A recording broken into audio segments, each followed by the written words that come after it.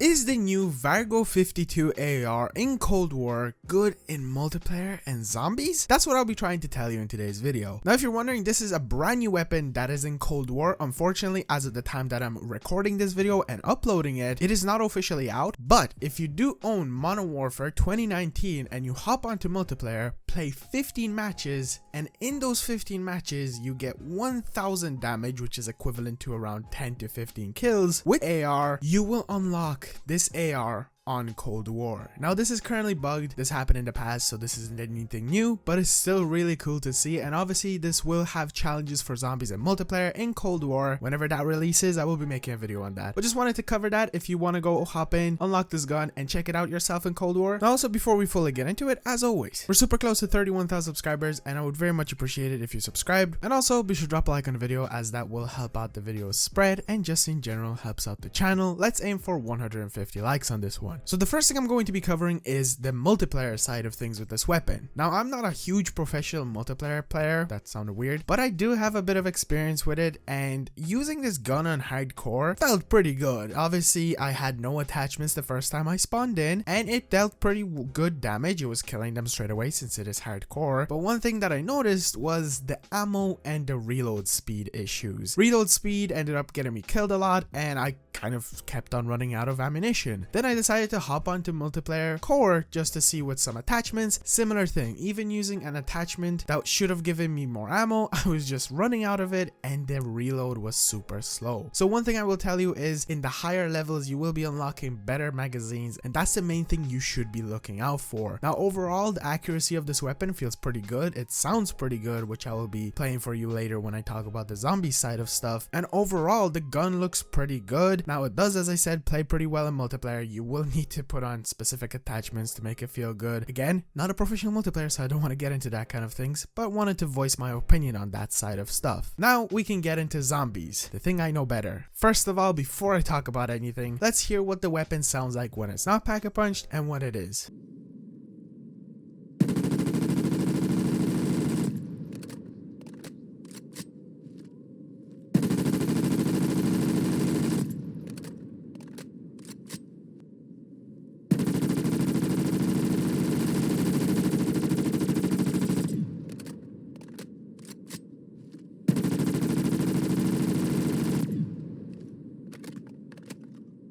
The gun sounds good. I can't say anything else. It does sound like a normal weapon shooting, and a normal weapon shooting when it's pack-a-punch. The camo coverage on it with the pack-a-punch camo is actually pretty good. It covers the whole weapon like it should, and you will be mainly seeing the first pack-a-punch camo from D Machine in this video, but this should be a good indicator that both the Mauer Toten and also Forsaken camos look pretty good on it. Now, speaking of pack-a-punch camos and just pack-a-punch overall, as I said at the beginning, the gun's overall name is the Vargo 52, but when it's pack-a-punched, it is called the Dragon Executioner. No idea why that name was chosen, but you know, pack-a-punch names are pack-a-punch names. Now, this weapon in zombies is like any other AR from what I've used. It has really good headshot damage. Again, going to go back to the ammunition and magazine size, I had issues with that. Made sure to not put on a worser one because I didn't have any amazing ones unlocked, and I had to go and purchase ammunition a lot. But once you start pack-a-punching, leveling up the weapon as you go in zombies, as per usual, it just shreds through hordes. I didn't find any issues using this weapon in the early rounds, higher rounds, obviously keeping up with leveling up of the rarity and also the pack-a-punch level. But unfortunately, I hit a bit of a roadblock at the high 30s, starting with the low 40s. From there, for some odd reason, this weapon just started becoming a bullet sponge like every other, I guess, AR in this game. Now, it is pretty common for weapons getting closer and closer to round 55, which is the health cap, getting kind of worse and worse. The only weapons that really stand out are like wonder weapons on those rounds, and maybe Power, Gallo, and other like weapons that are just known to be extremely overpowered, and it was a bit disappointing. But again, one thing I did find good with it was the headshot damage, and I tried to make sure not to use elemental pop nor any ammo mods for as long as possible to truly see how this weapon behaves without obviously a random ammo mod being activated and killing the zombies, or a specific ammo mod like, let's say,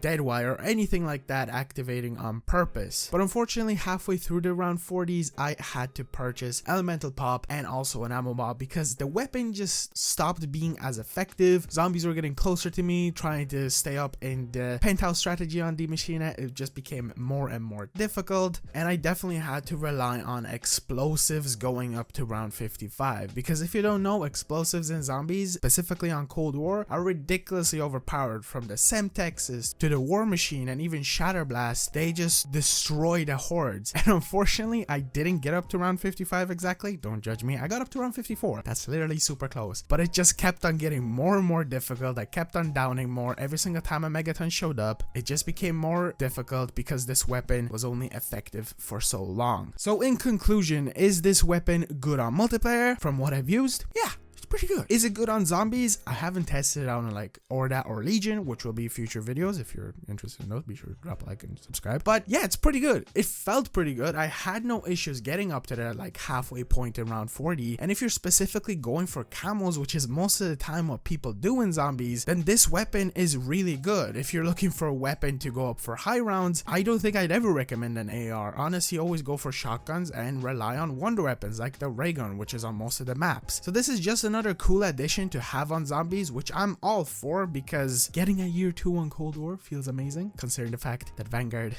is just we all can agree Vanguard is just not the best. But I'll still try to concentrate on both games, both Cold War and Vanguard, as there will be year 2 for Cold War from what it seems. We're getting new multiplayer maps, and also on top of that, 2 more weapons on top of this AR. So guides, reviews, testing it, so much content. So be sure to subscribe again. I keep plugging myself, but you gotta do what you gotta do. Anyway, thank you so much for watching. Go test out the weapon yourself, either completing the actual challenges when they come out in Cold War, or hop onto some Modern Warfare 2019 and play through the painful matches. I actually do recommend playing Ship House or Shipment House, that weird playlist they have where you can play like both Shipment and that other. No wait, Ship House is Vanguard. See, this is how much I played of Modern Warfare. Anyway, thank you so much for watching. I'll see you guys next one. Peace out.